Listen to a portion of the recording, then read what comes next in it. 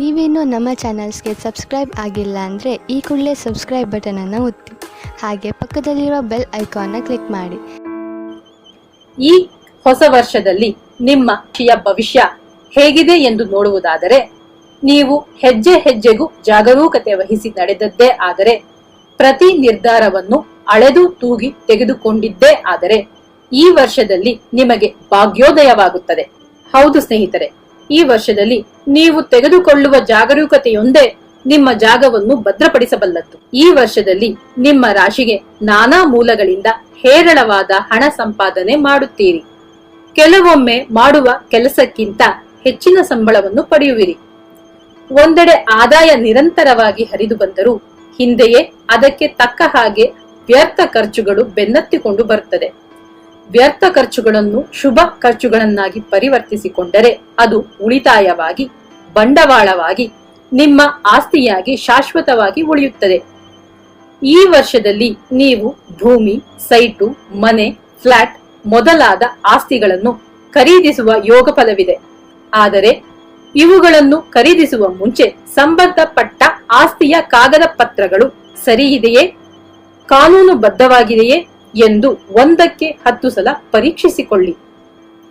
ನಿಮ್ಮ ಸಣ್ಣ ಆಸ್ತಿಯನ್ನು ಮಾರಿ ದೊಡ್ಡ ಆಸ್ತಿಯನ್ನು ಖರೀದಿಸುವ ಯೋಗವೂ ಇದೆ.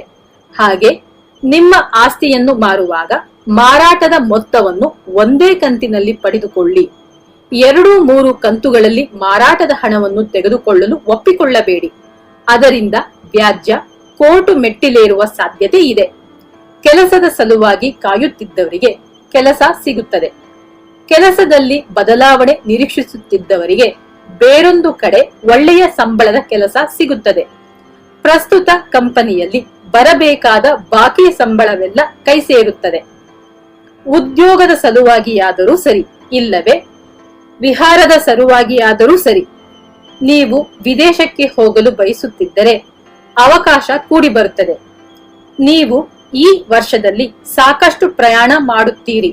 ಮಾಡುವ ಪ್ರತಿ ಪ್ರಯಾಣಗಳಿಂದಲೂ ಆದಾಯ ಪಡೆಯುವಿರಿ. ಈ ವರ್ಷದಲ್ಲಿ ನೀವು ಸಮಯ ಸಂದರ್ಭಕ್ಕೆ ತಕ್ಕ ಹಾಗೆ ಪರಿಸ್ಥಿತಿಗಳನ್ನು ಅರ್ಥ ಮಾಡಿಕೊಂಡು ಹೊಂದಿಕೊಂಡು ಹೋಗುವುದನ್ನು ಕಲಿಯುವಿರಿ.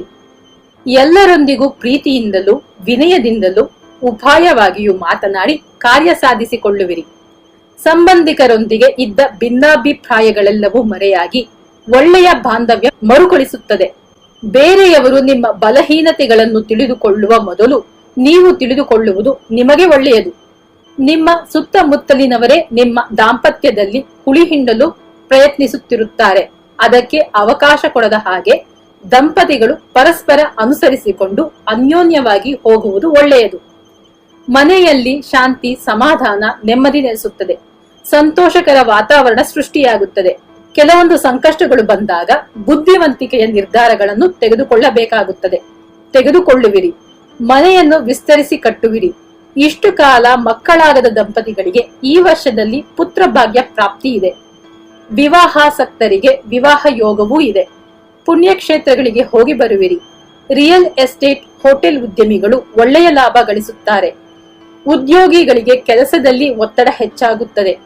ಮಾಡುವ ಕೆಲಸಗಳನ್ನು ವೇಗವಾಗಿ, ಶೀಘ್ರವಾಗಿ ಮಾಡಿದರೆ ಮೇಲಧಿಕಾರಿಗಳ ಮೆಚ್ಚುಗೆಗೆ ಪಾತ್ರರಾಗುತ್ತೀರಿ. ವಿದ್ಯಾರ್ಥಿಗಳು ವಿದ್ಯಾಭ್ಯಾಸದಲ್ಲಿ ಹೆಚ್ಚಿನ ಗಮನ ಹರಿಸಬೇಕು. ಕಲಾವಿದರಿಗೆ, ಬರಹಗಾರರಿಗೆ ಹೆಚ್ಚಿನ ಬೇಡಿಕೆ ಬರುತ್ತದೆ. ಕೊನೆಯದಾಗಿ ಹೇಳಬೇಕೆಂದರೆ, ಈ ವರ್ಷದಲ್ಲಿನ ಸಾಕಷ್ಟು ಶುಭ ಫಲಗಳಿವೆ. ಆದರೆ ಜಾಗರೂಕತೆ ವಹಿಸದಿದ್ದರೆ ಗಳಿಸಿದ್ದನ್ನೆಲ್ಲ ಕಳೆದುಕೊಂಡು ಎಲ್ಲಿಂದ ಆರಂಭಿಸಿದ್ದೀರೋ ಅಲ್ಲಿಗೆ ಬಂದು ನಿಲ್ಲಬೇಕಾಗುತ್ತದೆ. ಎಚ್ಚರಿಕೆ ಇರಲಿ.